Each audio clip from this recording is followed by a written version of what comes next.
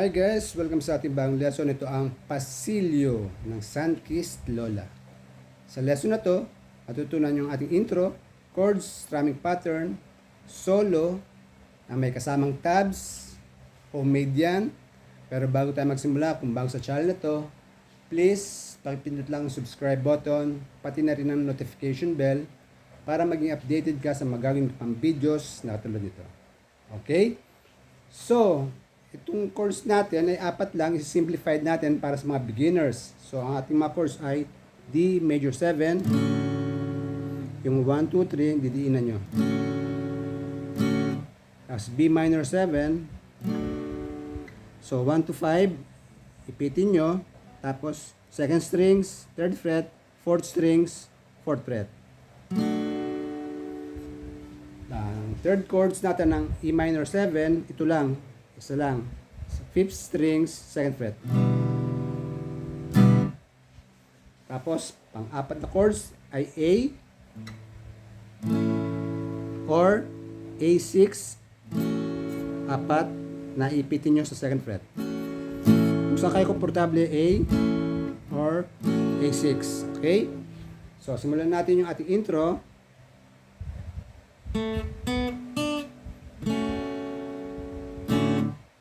So, yun ay third strings, second and third fret. Second and fourth fret. Tapos, second strings, third fret. Tapos, dalawang bagsak ng D major 7. Okay? Balikan ito.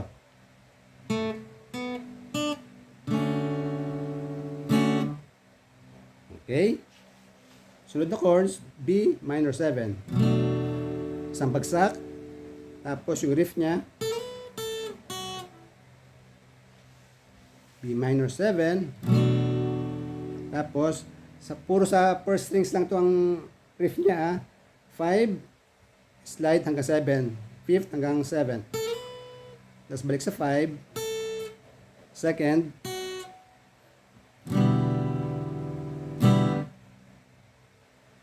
buwa ba? Ulitin natin. Simula.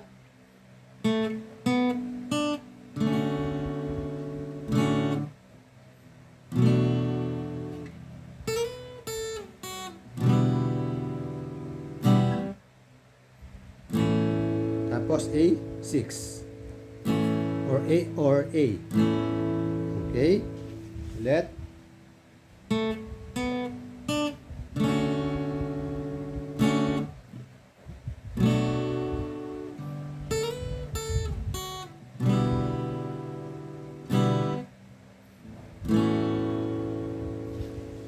Pangalawa, halos ganun din.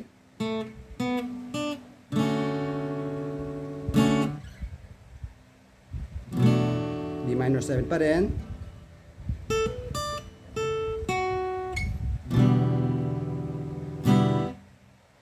Yon ay dito sa second strings 10 at saka 12, hammer. Tapos 10 sa ilalim, sa first strings, 10 ulit sa second strings, tapos 11 sa third strings. Bali ganito. Baba. E minor 7.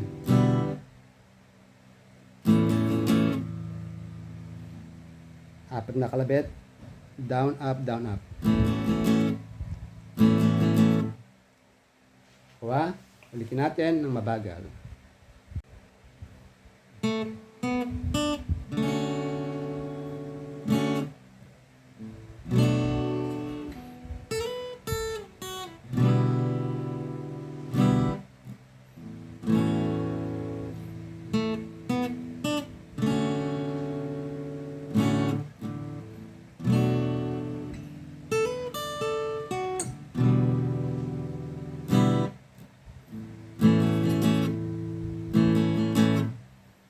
So, yun ang ating intro.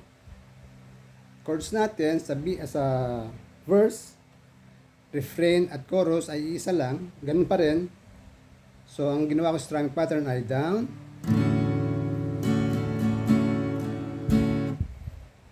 down, up, down, up, down, up, down. Sa lahat ng chords, ganun na ginawa ko para meron lang kayong reference, no? Pero pwede naman baguhin yan na ayon sa gusto. Pupulsuhan nyo lang, okay? So, ito muna, gawin natin.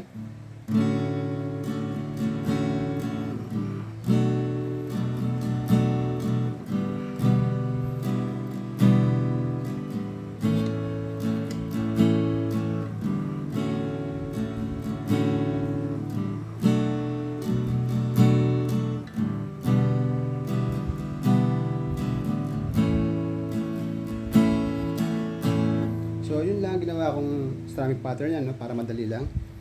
Down, up, down, up, down, up, down, down, up, down, up, down, up, down, down, up, down, up, down, up, down, down, up, down, up, down, up, down. Paulit-ulit na lang ganon.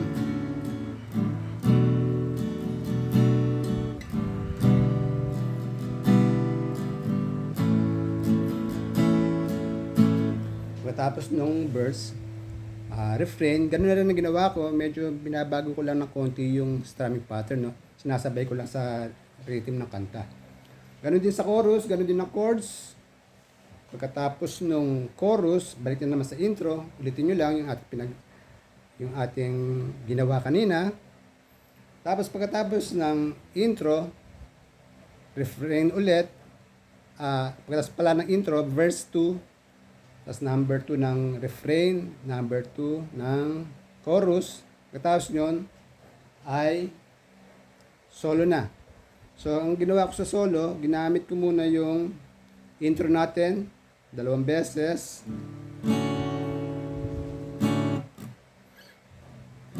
Chords niya.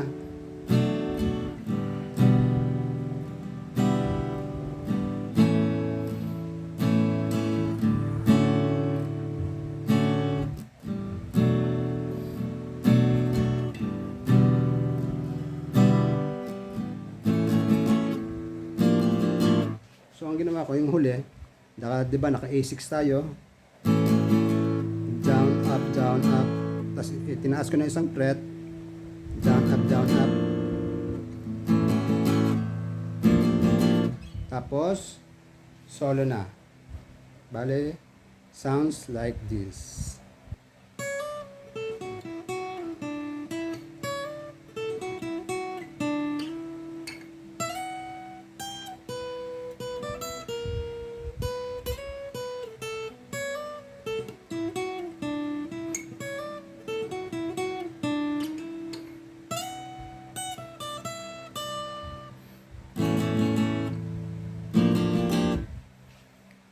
So, yung solo natin ay hatiin natin sa 6 na part para mas madali yung makuha.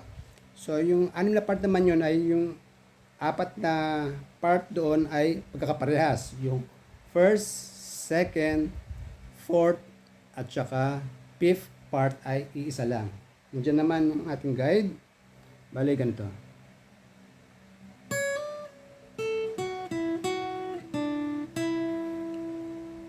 Yan yung first, yung second.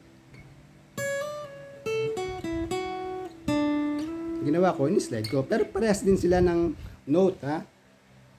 Tsaka sa fourth at tsaka fifth.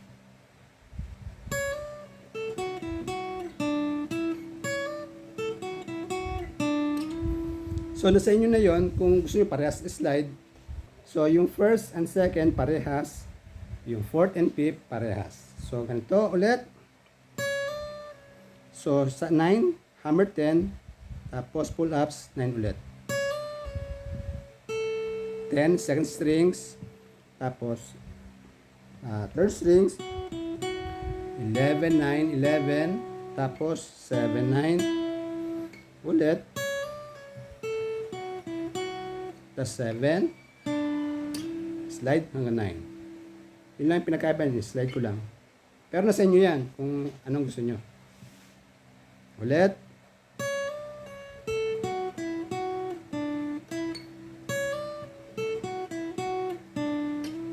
Yung third part,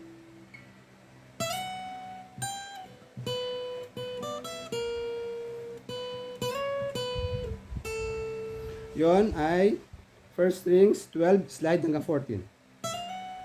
Yung dash na ganon, slide yon. Okay? Slide 12 to 14, 15, first strings pa rin. Tapos 12 sa second strings. Tapos 12, 10, 12. Sa first strings yung 10, 12 na. Tapos 11 sa second strings. Tapos 12, 12 pa ulit. Slide hanggang 14. Balik sa 12. Tapos 10. Bali ganito.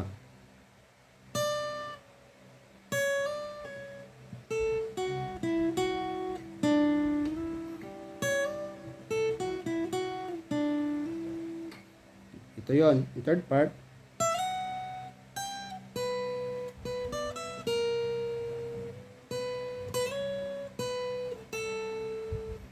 Bali, simula ka dito sa 12.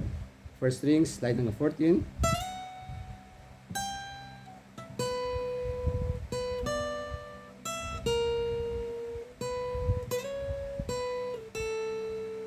Tapos, fourth and fifth, ganun ulit.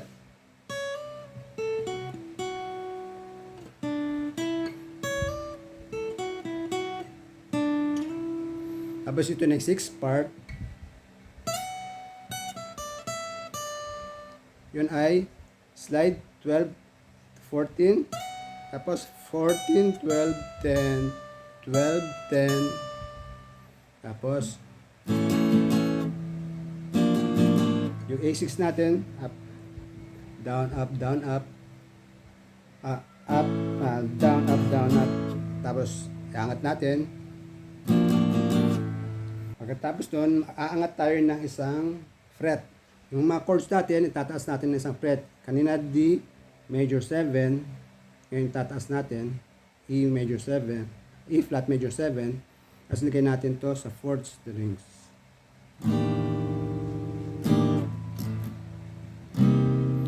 Tapos C minor 7, kanina B minor 7, di ba? Inahat natin isa. F minor 7, tinaas natin ng isa. Tapos yung A natin magiging B flat. Okay? Gawin natin.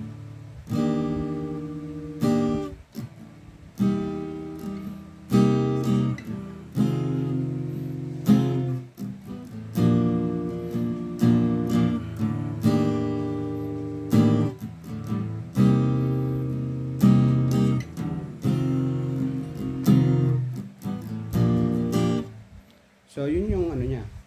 Huling chords niya, outro niya, at hanggang sa matapos na yun, mag-fade na yun. So, sana nagustuhan niyo ang ating lesson. Maraming salamat po sa panonood.